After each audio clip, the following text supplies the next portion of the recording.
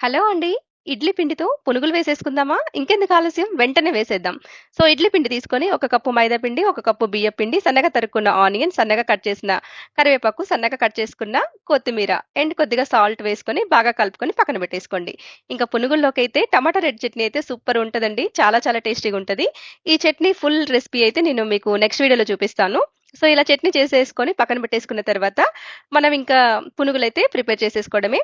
ఒక కడాయి పెట్టుకొని ఆయిల్ వేసుకొని ఆయిల్ బాగా కాగిన తర్వాత ఫ్లేమ్ అనేది మీడియంలో పెట్టేసి పునుగులు వేసుకోవడమే. పునుగులు ఎప్పుడైనా చిన్నగా వేయాలి, పెద్దగా వేయొద్దనమాట. ఇలా గోల్డెన్ కలర్‌కి వచ్చేంత వరకు బాగా ఫ్రై చేసుకొని, తీసుకొని టమాటా రెడ్ చట్నీతో తింటే సూపర్‌గా ఉంటదనమాట. వర్షం పడుతున్నప్పుడు ఇలా పునుగులు వేసుకొని తింటే ఎంత బావుంటదో కదా! సూపర్ యమ్మీగా ఉన్నాయి. కరకరలాడుతూ చాలా బాగొచ్చాయి. సో, మీరు కూడా ట్రై చేయండి. ట్రై చేసి ఎలా వచ్చిందో కామెంట్ అయితే చేసేయండి. వీడియో నచ్చితే లైక్ చేయండి, షేర్ చేయండి. ఇంట్రెస్టింగ్ వీడియోస్ కోసం సింప్లీ సరిత ఛానెల్‌ని సబ్స్క్రైబ్ చేసుకోండి. బాయ్ అండి.